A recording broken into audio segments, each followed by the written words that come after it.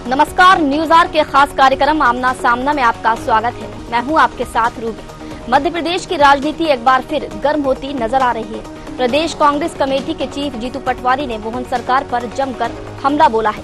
उन्होंने सरकार और बीजेपी को लेकर कई तीखी बातें बोली हैं। जीतू पटवारी ने सीधे कहा कि प्रदेश एससी और एसटी वर्ग पर अत्याचार के मामले में राजधानी बनता जा रहा है। खास बात तो ये है कि सरकार इस पर ध्यान नहीं दे रही, वहीं इस पर अब बीजेपी पलटवार कर रही है, जिससे सियासत गर्मा गई है। आज इसी मुद्दे पर हम करेंगे आमना सामना।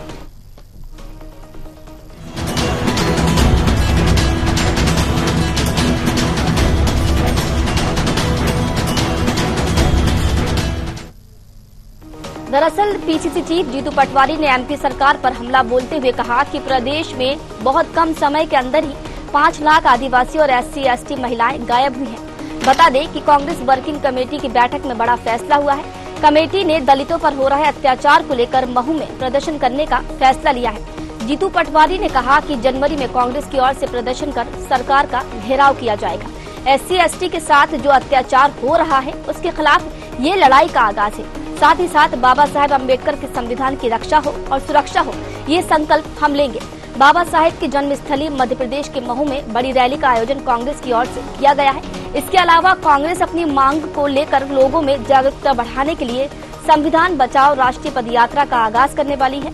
ये पदयात्रा पूरे साल चलेगी।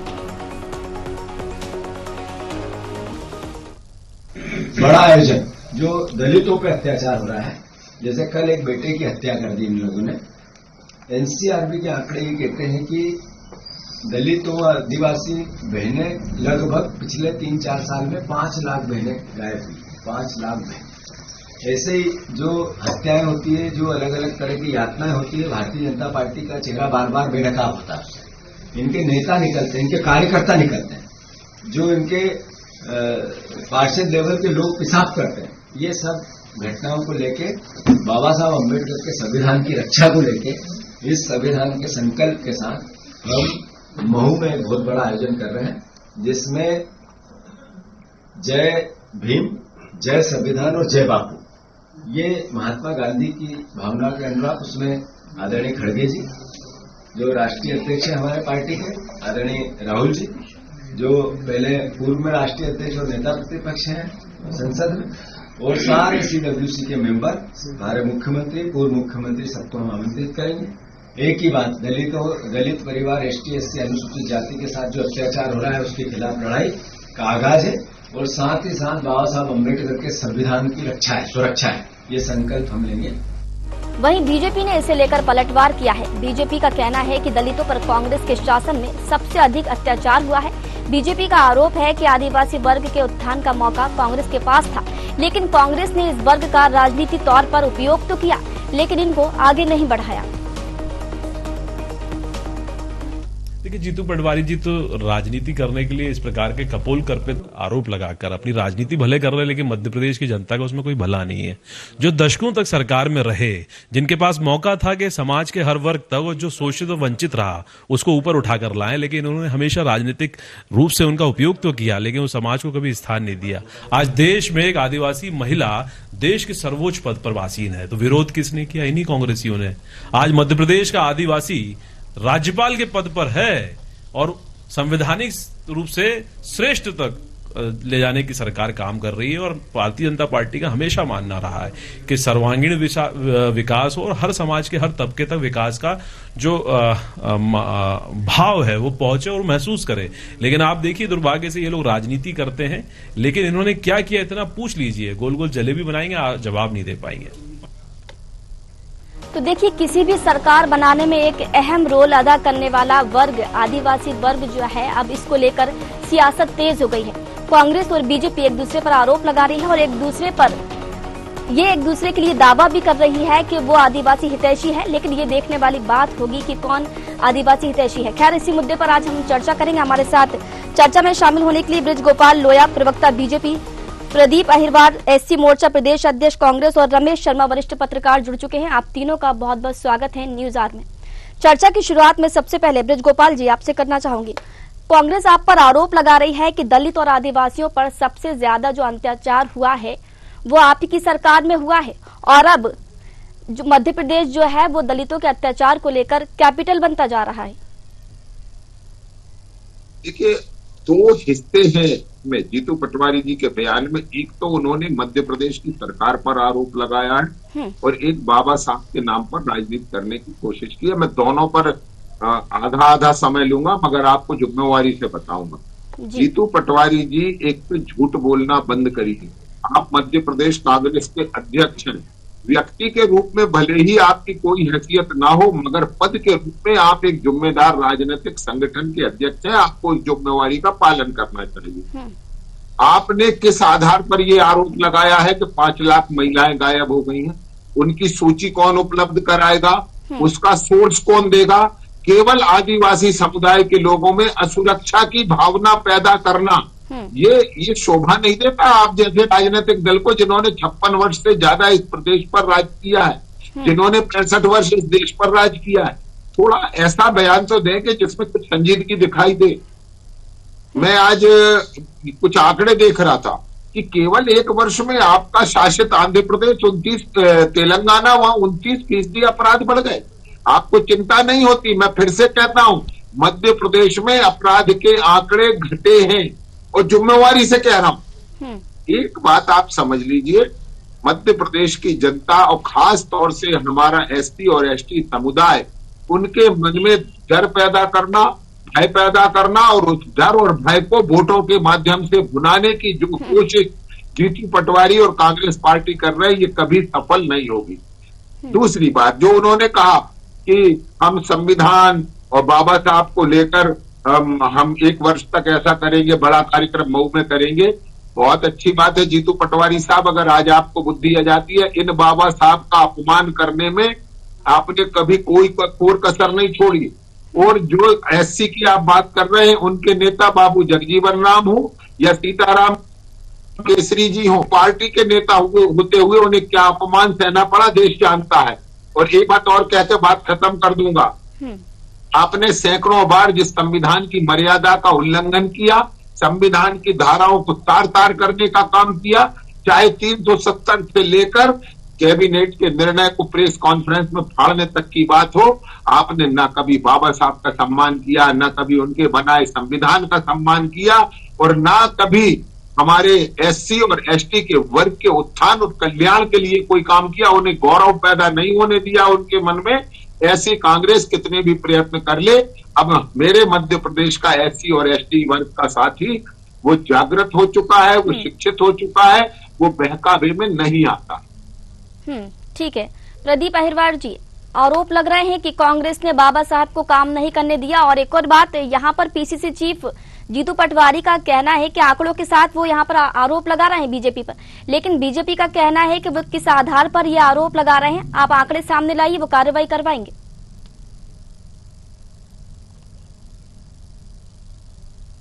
प्रदीप जी, आपकी आवाज नहीं आ पा रही है।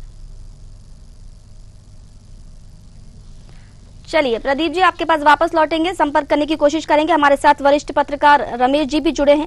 रमेश जी, दोनों ही पार्टियां एक दूसरे पर आरोप लगा रही हैं और दोनों ही पार्टियां दावा कर रही हैं कि हम जो है दलित हितैषी हैं, लेकिन आपसे जानना चाहेंगे कि आपकी नजर में कौन जो है वो दलित हितैषी है और किसने राजनीति के लिए इनका उपयोग किया है?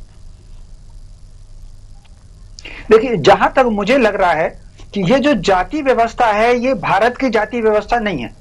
इसने आकार सल्तनत काल में लेना शुरू किया और अंग्रेज उसको फ्रेम में बना के चले गए। हमारे यहाँ वर्ण व्यवस्था रही है, तो ये जो अंग्रेज कानून बना के चले गए, एक सवाल मैं ही आपसे पूछता हूं, हम होटल में जाते हैं, कोई किसी से जाति पूछता है क्या? ट्रेन में सफर करते हैं, कोई किसी से जाति पूछता है?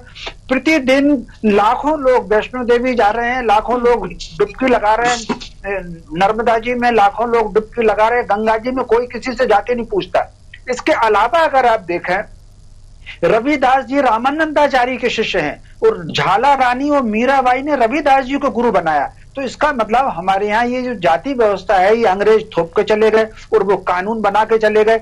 इंडिविजुअल अपराध अगर होता है, उसको हम जाति से जोड़ करके कैसे देख सकते? दुनिया के दूसरे देशों में होते हैं जातीय संघर्ष, शिया सुन्नी के कई हो रहे हैं, रोमन कैथोलिक के संघर्ष से इतिहास भरा पड़ा है, ईसाइयों को और यहूदियों का संघर्ष से इतिहास भरा पड़ा है। भारत में जातीय आधार पर संघर्ष कभी नहीं हुआ।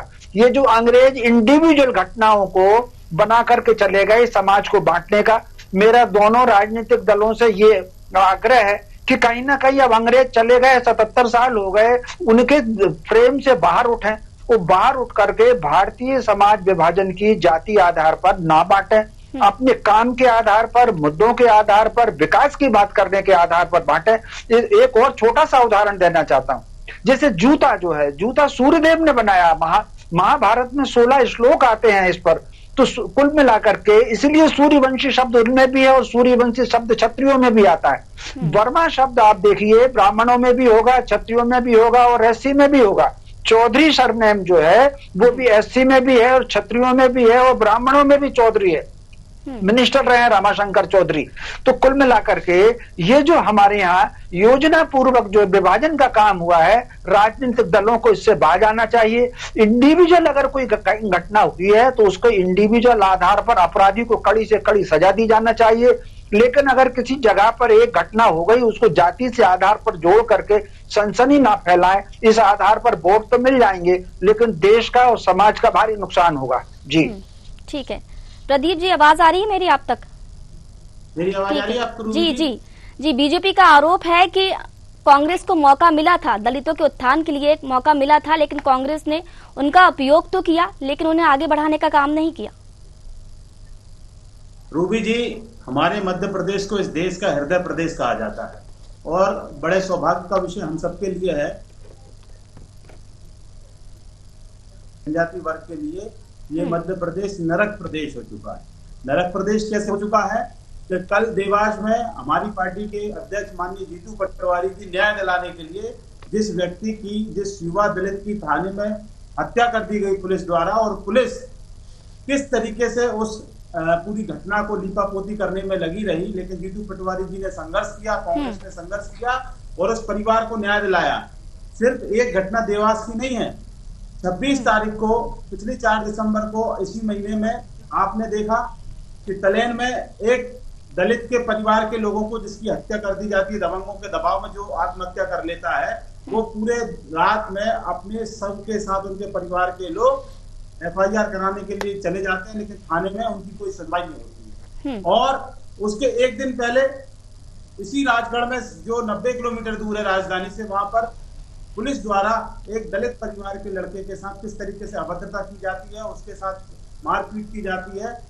शिवपुरी में किस तरीके से एक दलित के साथ वीडियो चले, उसी के खेत में उसको मार दिया जाता है। तो इस प्रदेश में छतरपुर में दलित के कपड़े उतार लिए जाते हैं, आदिवासी के पेशाब किया जाता है चेहरे पे, जो पूरे प्रदेश को कलंकित करने वाली घटना है और इन्हीं भारतीय जनता पार्टी के नेता ने करी, किसी और ने नहीं करी। और कांग्रेस पार्टी ने अनुसूचित जाति वर्ग और जनजाति वर्ग को जो आर्थिक रूप से संपन्न बने, उसके लिए दिग्विजय सिंह जी की सरकार में जो पट्टे बंटे थे, भू आवंटन हुआ था, आज वही पट्टों पर, वही भू आवंटित जमीनों पर भारतीय जनता पार्टी के नेताओं के कब्जे हैं। तो जो कांग्रेस दलित आदिवासियों के लिए सोचती आई है, करते आई है, वो भारतीय जनता पार्टी का विचार नहीं है। इनके विचार में दलितों का, आदिवासियों का शोषण है। और आप NCRB के आंकड़े उठा के देख लीजिए, 95% शोषण और अत्याचार दलित और आदिवासियों के ऊपर होता है। उनकी हत्या हो जाए, उनका सामाजिक बहिष्कार हो, उनकी बहन बेटियों के साथ दुराचार हो, ये सभी घटनाएं भारतीय जनता पार्टी की सरकार में हो रही, 20 साल से हो रही है। और ये घटनाएं हम हर दूसरे दिन सोशल मीडिया हो, इलेक्ट्रॉनिक मीडिया हो, अखबार हो, सबके माध्यम से देखते रहते हैं, सुनते रहते हैं। जीतू पटवारी जी ने सही आरोप लगाए। हमारे लोहिया जी कह रहे थे कहां से आंकड़े लाए, ये NCRB के आंकड़े और केंद्र सरकार के आंकड़े जो जीतू पटवारी जी बोल रहे हैं। ठीक है, ब्रजगोपाल जी जवाब दीजिए। 95% जो अत्याचार हैं वो 20 साल से होते आ रहे हैं बीजेपी की सरकार में दलितों पर, आरोप लग रहे हैं आप पर। बिल्कुल ठीक है ना, ये तो टच एंड गो की पॉलिटिक्स करने वाले लोग हैं। केवल आरोप लगाना इनका काम है, न तथ्य प्रस्तुत करना है, न सत्य प्रस्तुत करना है। मैंने तो शुरू में ही कहा था, बात ही यहां से शुरू करी थी कि जीतू पटवारी जी वो महिलाओं की सूची भी तो उपलब्ध कराए। परंतु एक बात आप देखिए कि माननीय मेरे कांग्रेस के मित्र साथी प्रवक्ता कह क्या रहे हैं, मध्य प्रदेश को बदनाम करने की जो मैं हमेशा आरोप लगाता हूं कांग्रेस पार्टी पर, ये भी कह रहे हैं कि मध्य प्रदेश नरक प्रदेश हो गया। यानी ये सीधे सीधे मध्य प्रदेश को बदनाम करने की साजिश है। और मध्य प्रदेश को आप कितना भी बदनाम करें, मध्य प्रदेश की काम करने वाली सरकार उसे बदनाम नहीं होने देगी, क्योंकि आंकड़े बोलते हैं। एक बात और उन्होंने कही थी कि जीतू पटवारी जी कल गए और उन्होंने न्याय दिला दिया। हमें तो ये मालूम था कि इस देश में कार्यपालिका अपना काम करती है, विधायिका अपना काम करती है और न्यायपालिका लोगों को न्याय दिलाती है। ये पहली बार पता चला कि कांग्रेस पार्टी का अध्यक्ष लोगों को न्याय दिलाता है या उनके साथ न्याय होता है, यानी जिन्हें न्याय नहीं मिला वो जीतू पटवारी की दोष। आपकी पुलिस कार्रवाई नहीं करती। भैया मैं आपके बीच में नहीं बोला था मित्र, आप क्यों बोलते हैं? अहिरवार जी, प्रदीप जी, उनकी बात पूरी हो जाने दीजिए। मेरी आप बात सुन लीजिए। ये आपकी पुलिस कौन सा शब्द है? मैं फिर से कहता हूं, कुछ तो संसदीय मर्यादा का पालन करिए कि पुलिस हमारी और आपकी होती है क्या? पुलिस मध्य प्रदेश शासन की पुलिस होती है और मध्य प्रदेश की जनता की रक्षा करना और उसे न्याय दिलवाना ये उसकी जिम्मेवारी है, वो उसके लिए काम कर रही है। परंतु मैं आपसे फिर कहता हूं ना, ये हमारी पुलिस और आपकी पुलिस, आपके मुंह से वो संस्कृति और संस्कार निकल जाते हैं जो आपकी कांग्रेस पार्टी के लोगों के हैं। और मैं इसीलिए बड़ी जिम्मेवारी के साथ कहता हूं, कांग्रेस केवल आरोप लगाती है, प्रदेश को बदनाम करती है।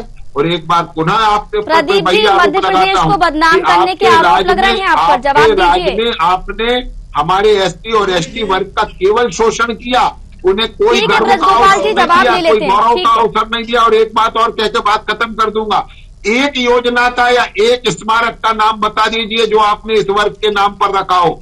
हमने तो उस समुदाय के गौरव के लिए रविदास लोक भी बन रहा है और एक समुदाय के गौरव के लिए टंटिया मामा हो, चाहे रानी कमलापति हो, चाहे भगवान बिरसा मुंडा हो, चाहे महाराज शंकर शाह हो, हमने उनके गौरव बढ़े उस समुदाय का, उसके लिए हम काम करके मुद्दे पर आए, इधर उधर की बात ना कीजिए। एक योजना बताइए।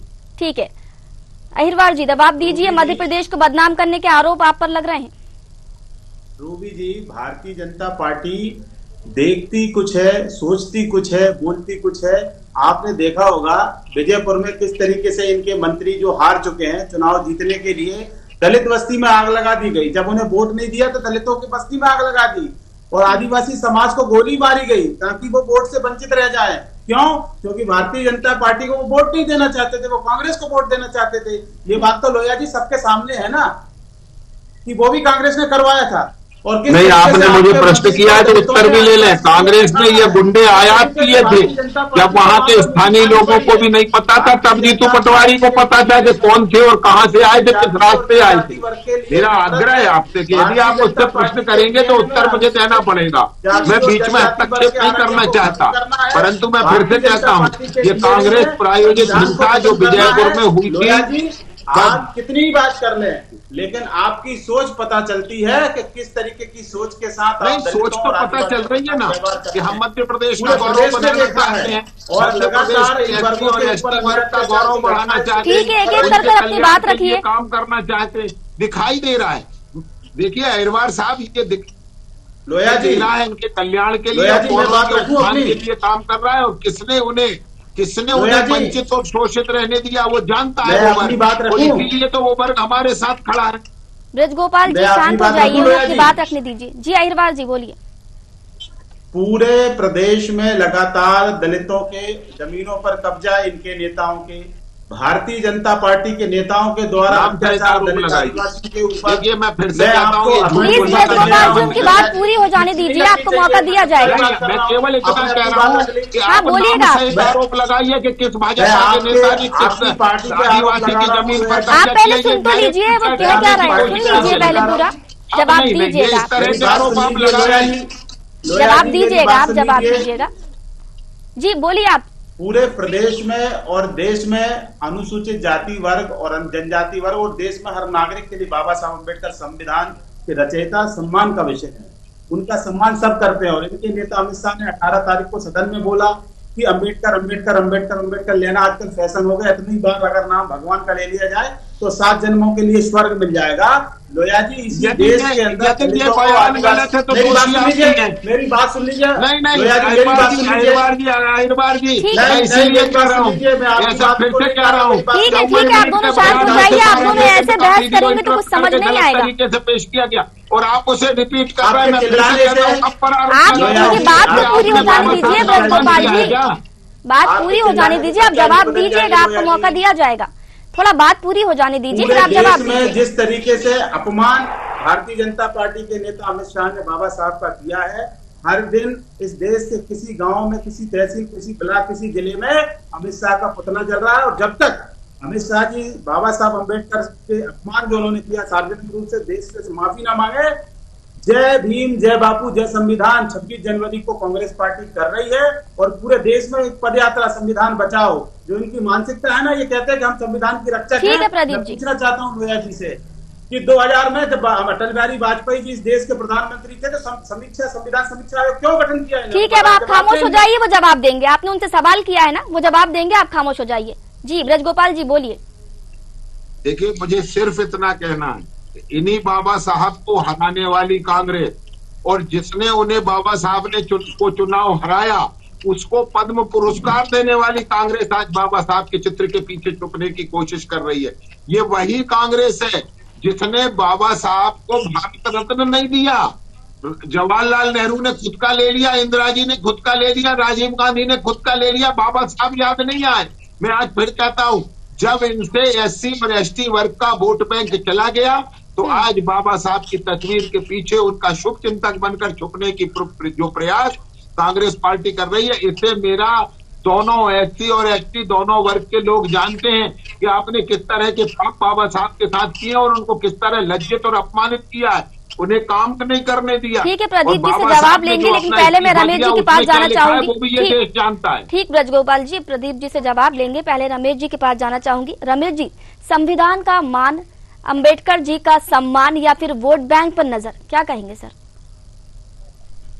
देखिए, स्वाभाविक रूप से इस समय सारी जो राजनीति है वो कहीं ना कहीं वोट बैंक पर हो रही है और इसमें कोई शक नहीं कि बाबा साहब का अगर सम्मान हुआ है तो जब अपोजिशन की सरकार आई है उस समय उनका सम्मान बढ़ा है। और बाबा साहब को व्यक्तित्व को अगर राष्ट्रव्यापी स्वरूप दिया है तो वो काशीराम जी ने दिया है। इससे पहले कल्पना कर सकते हैं, महाराष्ट्र में भी एक क्षेत्र विशेष तक सीमित थे, उन्होंने अपना एक राजनीतिक दल भी बनाया था, उस राजनीतिक दल की क्या स्थिति रही। लेकिन कहीं ना कहीं काशीराम जी और बहुजन समाज पार्टी ने उनके देशव्यापी बनाया और उनको फिर वोट से जोड़ा।